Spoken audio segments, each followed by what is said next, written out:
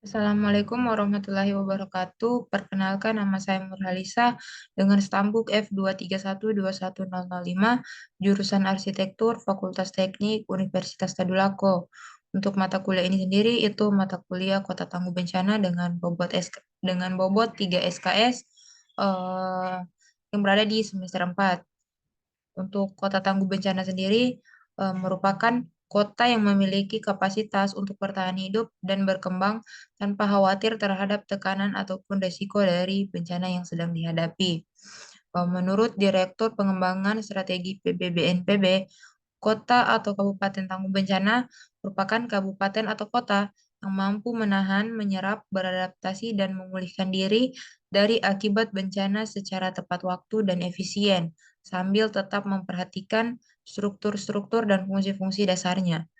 Kemudian ada pun tujuan dan manfaat dari pembentukan kabupaten atau kota tangguh bencana ini yaitu untuk melindungi masyarakat yang tinggal di kawasan rawan bahaya dari dampak-dampak yang merugikan, meningkatkan peran serta masyarakat dalam pengelolaan sumber daya dalam rangka mengurangi tingkat risiko bencana, kemudian meningkatkan kapasitas kelembagaan dalam masyarakat, pemeliharaan kearifan lokal, meningkatkan kapasitas pemerintah dalam memberikan dukungan sumber daya dan teknis bagi pengurangan risiko bencana, meningkatkan kerjasama antara pihak-pihak pemangku kepentingan dalam PRB atau pengurangan risiko bencana, pihak baik itu dari pihak pemerintah, pihak swasta, perguruan tinggi, LSM, organisasi masyarakat, ataupun kelompok-kelompok lainnya yang peduli terhadap bencana. Kemudian ada pun proses penyusunan IKD atau Indeks Ketangguhan Daerah itu khususnya di Kota Palu. IKD sendiri merupakan instrumen untuk mengukur kapasitas daerah dengan asumsi bahwa bahaya ataupun ancaman bencana dan kerentanan di daerah tersebut kondisinya tetap. Dalam penyusunan IKD ada dua pertimbangan tahap awal yang digunakan, yaitu karakteristik wilayah dan potensi bencana pada daerah tersebut. Untuk karakteristik wilayah sendiri itu mempertimbangkan apakah wilayah tersebut memiliki lahan gambut atau tidak. Sedangkan untuk karakteristik yang kedua yaitu potensi bencana dengan mempertimbangkan 8 jenis bencana, yaitu banjir, banjir bandang, gempa bumi, tsunami, tanah longsor, letusan gunung berapi, kebakaran hutan maupun lahan, dan juga kekeringan.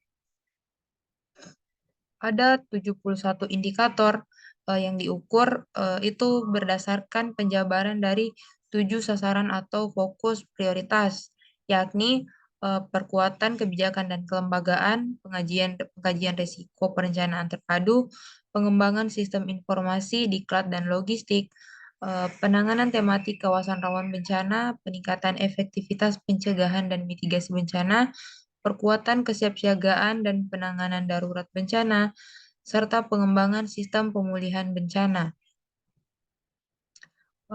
Dari 7 fokus prioritas tersebut, itu akan dijabarkan menjadi 284 pertanyaan yang akan disebarkan menjadi daftar kuesioner kepada pihak-pihak yang tentunya terkait. Inilah yang nantinya akan ditindaklanjuti dengan melakukan penilaian dan akan menjadi skor dalam Indeks Ketangguhan Daerah pada Kota Palu. Berdasarkan pengukuran indikator pencapaian kapasitas daerah, maka dibagi menjadi 5 tingkatan, yakni tingkat pertama sampai ke tingkat kelima. Untuk tingkat pertama atau level 1 yaitu daerah yang belum memiliki inisiatif atau dukungan untuk menyelenggarakan atau menghasilkan. Kemudian level 2 yaitu daerah yang telah memiliki pencapaian-pencapaian dalam upaya pengurangan risiko bencana atau telah melaksanakan beberapa tindakan pengurangan risiko bencana dalam rencana dan kebijakan. Namun dengan pencapaian-pencapaian yang masih bersifat sporadis ini belum selesai atau belum sesuai kualitas standar dikarenakan belum adanya komitmen kelembagaan atau kebijakan secara sistematis. Kemudian di level 3 yaitu komitmen pemerintah dan beberapa komunitas terkait pengurangan risiko bencana di suatu daerah telah tercapai dan didukung dengan kebijakan yang sistematis. Namun, capaian yang diperoleh dengan komitmen dan kebijakan tersebut dinilai belum memiliki atau belum menyeluruh hingga masih belum cukup berarti untuk mengurangi dampak negatif dari bencana tersebut. Kemudian pada level 4, yaitu dengan dukungan komitmen serta kebijakan yang menyeluruh dalam pengurangan risiko bencana, telah memperoleh capaian-capaian yang berhasil tentunya.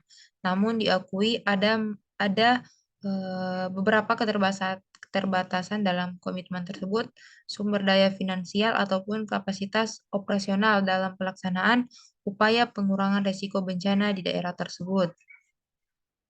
Kemudian level 5 atau tingkatan terakhir yaitu capaian komprehensif telah dicapai dengan komitmen dan kapasitas yang memadai di semua tingkat komunitas dan jenjang pemerintahan, sehingga manfaat dari hasil atau penyelenggaraan mewujudkan perubahan dalam jangka panjang.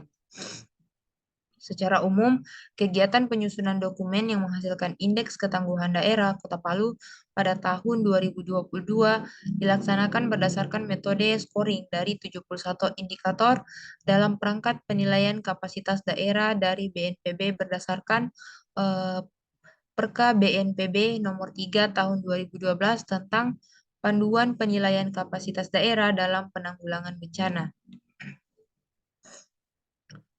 Indikator akan diukur dengan kesepakatan bersama, menggunakan data-data sekunder maupun primer sesuai dengan kondisi daerah Kota Palu, yang kemudian akan diolah secara kuantitatif untuk mendapatkan nilai akhir indeks ketahanan daerah dan akan disimpulkan secara kualitatif untuk rekomendasi dalam peningkatan kapasitas daerah Kota Palu sendiri.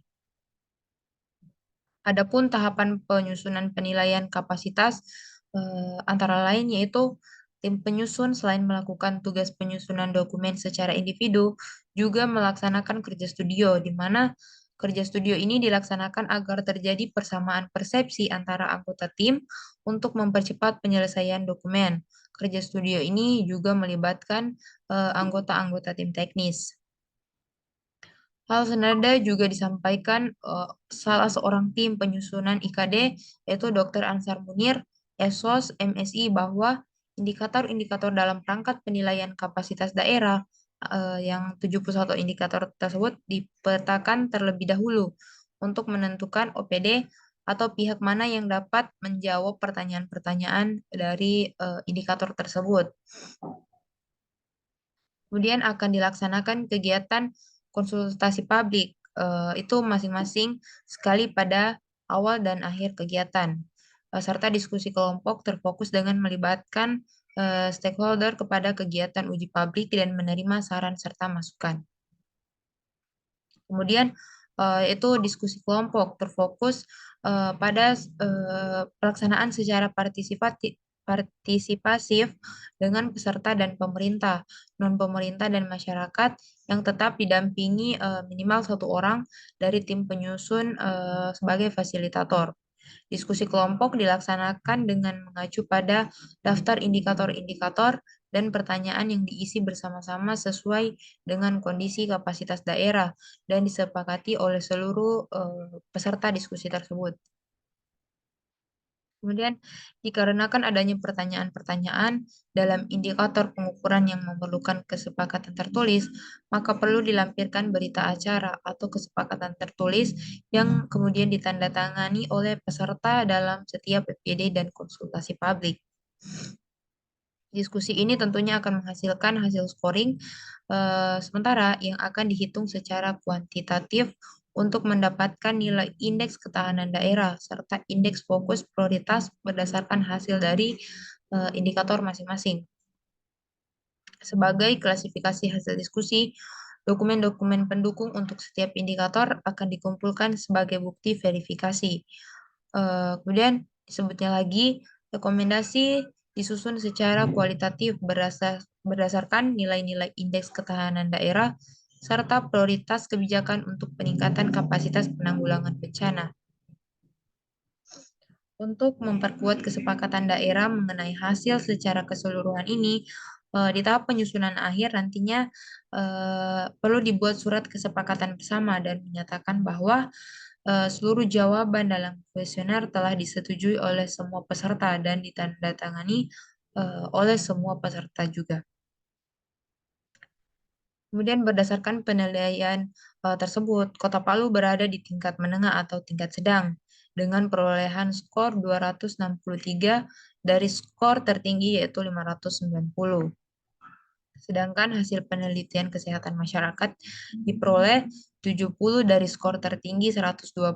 Berdasarkan penilaian itu, Kota Palu telah cukup baik dalam memenuhi pengorganisasian untuk ketangguhan bencana, identifikasi, memahami dan menggunakan skenario risiko saat ini dan yang akan datang, serta mempercepat bagaimana pemulihan dan membangun kembali kota menjadi lebih baik.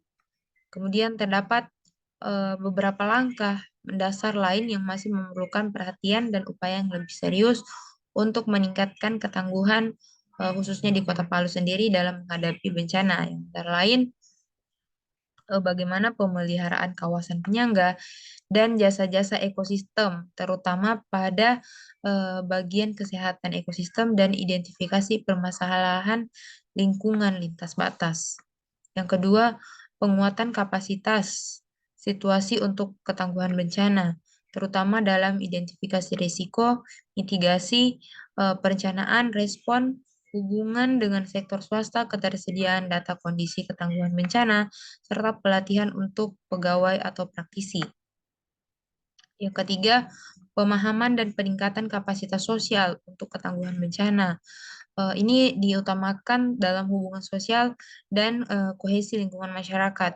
Keterlibatan kelompok rentan masyarakat, pelibatan masyarakat, dan kurangnya data mengenai pemahaman skenario risiko, langkah kunci dan persiapan bagaimana menghadapi bencana di masyarakat. Kemudian yang keempat yaitu bagaimana meningkatkan ketangguhan infrastruktur, khususnya mengenai risiko hilangnya hari dan biaya pelayanan dari aset penting di Kota Palu, keamanan dan keandalan energi gas, riwayat dan data kesehatan. Dengan adanya IKD yang mengukur kapasitas suatu daerah dapat dilakukan monitoring dan evaluasi bagaimana naik dan turunnya IRB di daerah tersebut. Dari IKD tersebut, maka kabupaten atau kota mampu mengetahui apa saja upaya-upaya yang perlu dilakukan dan langkah-langkah bagaimana menindaklanjuti dari resiko bencana tersebut demi menjaga dan mengembangkan investasi pembangunan dan melindungi warga dari dampak bencana, serta eh, serta selayaknya bila pemerintah ini mengubah 4 paradigma lama dan menerapkan proses-proses pembangunan yang aman serta berkelanjutan. Sekian dari saya. Mohon maaf apabila terdapat kata yang salah. Wabillahi taufiq wal hidayah. Wassalamualaikum warahmatullahi wabarakatuh.